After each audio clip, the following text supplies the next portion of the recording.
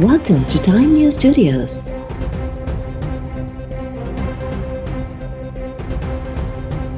You are watching 3 p.m. Bulletin. PTI सरकार के tough time ॾियण लाइ अपोजिशन पार्टीज़ जे इतिहाद पीडीएम जो अहम सरबराही इजलास जारी। इस्लामाबाद जे मक़ामी होटल में मौलाना फजल रहमान जी सदारत हेठि इजलास। बिलावल भुट्टो ज़रदारी जी अॻवानी में पीपल्स पार्टी वफ़द शामिल।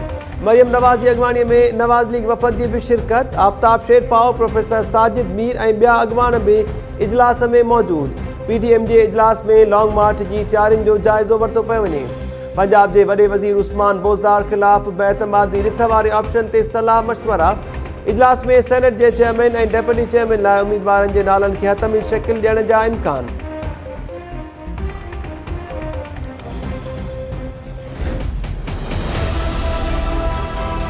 रूल 8 में जाओ रूल 8 में नहीं जाओगे तो इनको पढ़ना नहीं आता है, इनको नहीं आता है। आप पढ़े। जो जीटीए वालों ने 6 नाम दिए, पहले उनकी इन्वेस्टिगेशन कराए। 6 और जो 16 नाम, जो 16 बंधु ने वोट नहीं किया, वहां पे इस इनके सेनेटर को उनको बाहर निकाले। ये हर बात पे इस तरह रोस्टर के सामने खड़े हो जाते हैं। पीटीआई के लोगों की डिमांड जमहूरी है। पिछली बार भी आपने देखा 13 जमीर फरोश हमारे ही पीछे बैठे रहे। कोई भी मेंबर पार्टी चेंज करता है तो वो रिजाइन करने का पाबंद है। I will adjourn the house for 10 minutes and if you don't decide then I'll take my decision.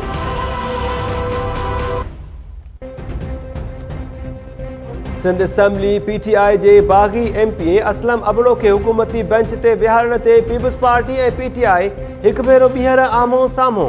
Peoples party तरफा सदरुद्दीन शाह के वोट न ॾींदड़ 6 मेंबर्स के पीटीआई मां निकाली ॾियण जो मुतालबो। पीटीआई मेंबर्स असलम अबड़ो की कुर्सी ते लोटे की तस्वीर लगाए छड़ी। पीपल्स पार्टी और पीटीआई मेंबर्स जा एक ॿिए खिलाफ नारा। अपोजिशन मेंबर्स तरफा स्पीकर की डाइस जो घेराव और नारेबाजी।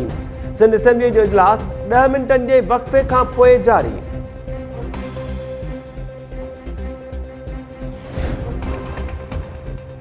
पीटीआई तरफा सिंध असेंबली के स्पीकर आगा सिराज दुरानी मथा जानिबदारी जो इल्ज़ाम। पीटीआई एमपी खुर्रम शेर ज़मान बागी एमपी असलम अबड़ो के लोटो करार ॾींदे चयो आहे त असलम अबड़ो के ऐवान मां निकाली ॾियण बदिरां हुकूमती सीट ते विहारियो वियो।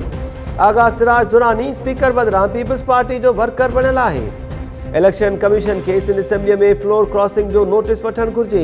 सिंध असेंबली में गोड़ाबाद मीडिया से ॻाल्हाईंदे खुर्रम शेर ज़मान चयो त जीडीए उम्मीदवार सदरुद्दीन शाह के वोट न ॾींदड़ पीटीआई मेंबर्स खिलाफ जांच कई पई वञे।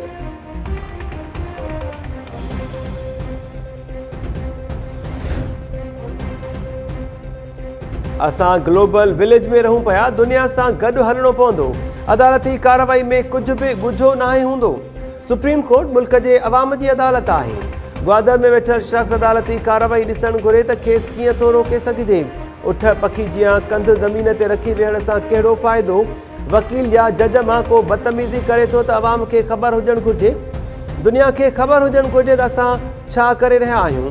सुप्रीम कोर्ट में जस्टिस कादी फायद ईसा केस में नज़रसानी दरख्वास्त ते ॿुधणीअ दौरान जस्टिस मंसूर अली शाह जा रिमार्क्स। अटॉर्नी जनरल अदालती कार्रवाई मीडिया ते लाइव ॾेखारण वारे जस्टिस कादी फायद ईसा की दरख्वास्त की मुखालिफ़त करे छॾी। जस्टिस मुनीब अख्तर रिमार्क्स ॾींदे चयो त खुलियल अदालत में ॿुधणी इन लाइ थींदी आहे त इंसाफ़ थींदे नज़र अचे।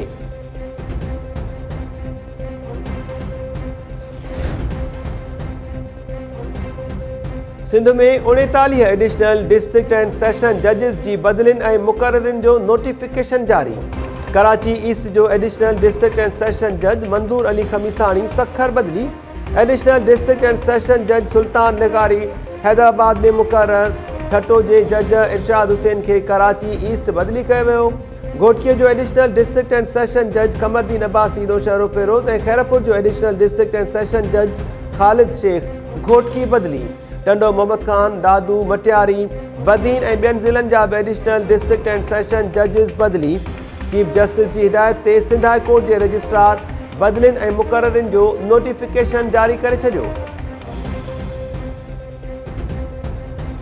धरतियूं जिंदाबाद, सारियूं धरतियूं धरतियूं जिंदाबाद, सरतियूं जिंदाबाद, सारियूं धरतियूं जिंदाबाद। कारा सब कानून समूरियूं, कारा सब कानून समूरियूं, रस्मों मुर्दाबाद, सरतियूं जिंदाबाद, सारियूं धरतियूं जिंदाबाद। घर हुजे या ऑफिस, अस्पताल हुजे या जंग जो मैदान, हर शोबे में औरत पंहिंजी सलाहियतुनि खे मञरायो आहे। पाकिस्तान सूधो सॼी दुनिया में औरतुनि जो आलमी ॾिहाड़ो मल्हायो पियो वञे। औरतुनि जे आलमी ॾिहाड़े जे मौक़े ते सॼे मुल्क में तक़रीबूं, रैलीज़ ऐं मार्च। सखर ऐं हैदराबाद में औरतुनि जे आलमी ॾिहाड़े जे मौक़े ते रैलीज़, हथनि में बैनर्स ऐं प्ले कार्ड्स खयल औरतुनि जी वॾे अंग में शिरकत। कराची में औरत मार्च जूं तयारियूं मुकमल। तक़रीबुन, मार्च ऐं रैली दौरान औरतुनि खे मुआशरे में बराबरी जा हक़ ॾियण जो मुतालबो। घरेलू तशद्दुद, जिनसी ज़्यादती ऐं कारोकारीअ तहत औरतुनि जे क़त्ल जे वाक़िअनि खे रोकण जो मुतालबो।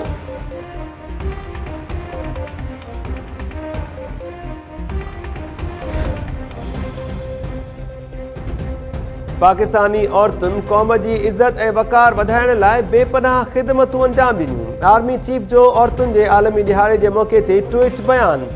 ISPR मूजिबि आर्मी चीफ जनरल क़मर जावेद बाजवा चयो आहे त यूनिफॉर्म में औरतुनि पंहिंजी सलाहियतुनि खे मञरायो आहे। औरतुनि क़ौम ऐं इंसानियत लाइ वॾी ख़िदमत कई। कोरोना ख़िलाफ़ वेढ़ में बि औरतूं अॻु भरियूं आहिनि।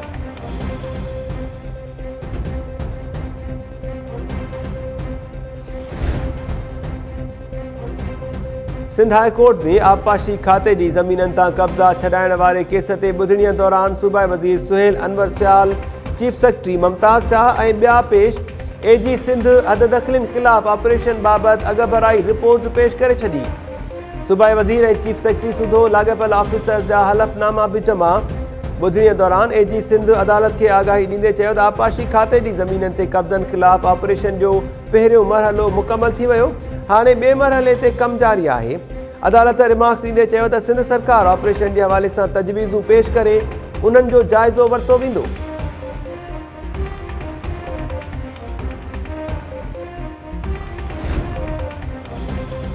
इस्लामाबाद जे इलाइक़े सेक्टर G13 में पुलिस जी गाॾी ते मोटरसाइकिल सवार हथियारबंदनि जी फायरिंग, हिकु अहलकार शहीद ऐं 2 ज़ख़्मी। पुलिस जो चवणु आहे त मामूल जी झड़तीअ लाइ रोकण ते मोटरसाइकिल सवारनि फायरिंग करे ॾिनी, जंहिं बाद उहे फरार थी विया।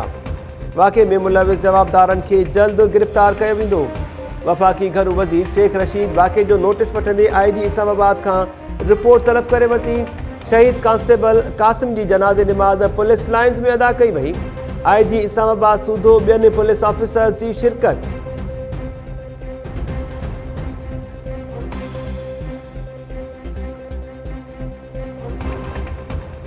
लाड़काणो भरिसां अदालत में हाज़िरी ते वेंदड़ 2 दोस्तनि मथां फायरिंग, हिकु ॼणो मारिजी वियो ऐं हिकु ज़ख़्मी। मलूक खोड़ो सिम शाख वटि कार सवार हथियारबंद 2 दोस्तनि ते अंधाधुंध फायरिंग करे फरार। ॻोठ मोहम्मद सलाह मुगेरी वासी रोशन मुगेरी मारिजी वियो। संदसि दोस्त नदीम कल्होड़ो मरलिंग। वाक़े बाद मक़तूल जे वारिसनि जो VIP रोड ते एहतिजाज, जवाबदारनि जी गिरफ़्तारी जो मुतालबो। मुज़ाहिरीन जो चवणु आहे त नदीम ऐं रोशन लाड़काणो जी अदालत में हाज़िरीअ लाइ वञी रहिया हुआ। रस्ते ते हथियारबंदनि मथनि फायरिंग करे ॾिनी। वाक़े जो इतला मिलण बावजूदि पुलिस जवाबदारनि जी गिरफ़्तारीअ लाइ हरकत में न आई।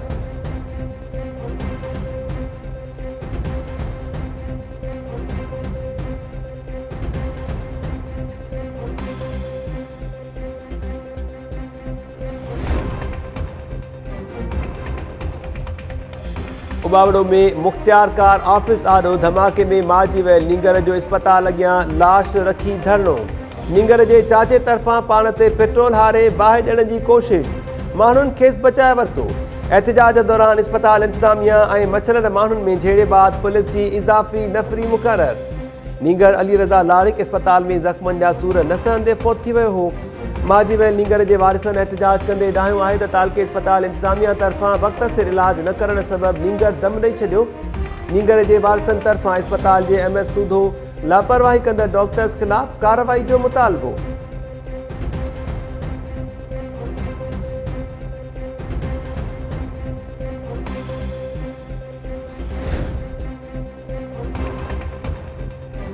रतोदेरो जी भुट्टा वांध पाड़े में बिजलीअ जी किरियल तार में विछड़ी नींगर फौत। 7 सालनि जो नींगर सैयद समर शाह बिजलीअ जी किरियल तार में विछड़जण बाद करंट लॻण सबबि बेहोश थी वियो। नींगर इस्पताल निहंदे फौत। इलाइक़े वासियुनि दाहियो आहे त बिजलीअ जी तार किरण बाबति सेप्को इख़्तियारनि खे दाहूं कयूं पर को बि तहरुक न वरितो। नतीजे में अफ़सोसनाक वाक़ियो पेश आयो। रहवासियुनि तरफ़ां गफ़लत में मुलविज़ सेप्को अमलदारनि ख़िलाफ़ कार्रवाई जो मुतालबो।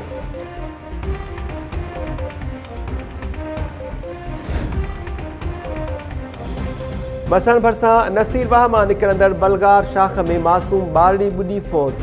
3 सालनि जी नींगरी शुमाइला थहीम रांदि खेॾण दौरान पेर तिरकण सबबि शाख में किरी ॿुॾी वई। वारिसनि ऐं इलाइक़े वासियुनि गॾियल कोशिशुनि सां नींगरीअ जो लाश हथु कयो। लाश घर पहुचण ते कोहराम बरपा।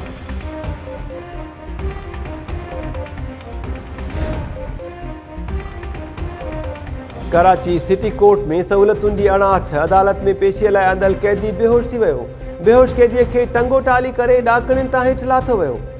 सिटी कोर्ट में सहूलतूं न हुजण सबबि बेहोश थियल कैदी खे फर्स्ट एड बि न मिली सघी। स्ट्रेचर ऐं व्हील चेयर न हुजण सबबि हिक ॿिए कैदी खे कुल्हनि ते विहारे आंदो वियो।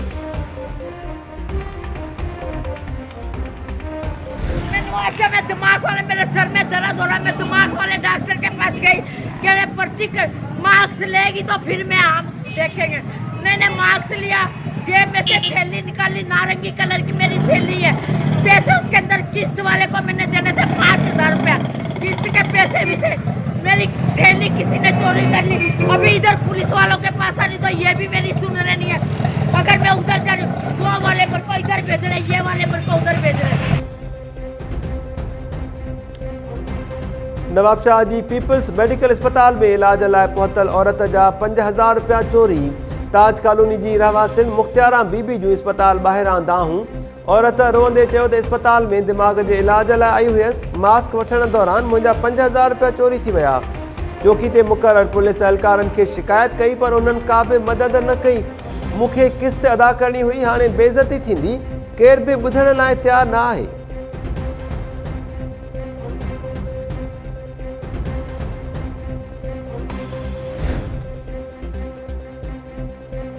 ऐं बरतानवी शाही घराणे जी नुंहुं मेघन मर्कल जा ओपरा विन्फ्री के इंटरव्यू दौरान थियल इंकिशाफ दुनिया जे ध्यान जो मर्कज़ बणियल। मेघन मर्कल बरतानवी शाही खानदान मां तहफ़ुज़ न मिलण जी शिकायत कंदे चयो आहे त शाही खानदान में तबसरा थींदा हुआ त ॿार जो रंग केतिरो कारो हूंदो। 5 महीननि जे हमल सां थियसि त ख़ुदकुशीअ जा ख़्याल ईंदा हुआ। प्रिंस हैरी खे सम्झो ई न वेंदो हो, तंहिं करे ॿई ज़ाल मुड़ुस शाही खानदान खां धार थी विया। मेघन मर्कल इंटरव्यू दौरान चयो त शाही खानदान जो हिसो बणजण बाद खेसि ख़ामोश करायो वियो। संदसि किरदार कुशी बि कई वेंदी हुई। इहा दावा ग़लति आहे त शहज़ादी केट मुंहिंजे करे ॾुखोयल हुई। केट पंहिंजी ग़लती मञी ऐं गुल पेश करे माफ़ी वरिती हुई।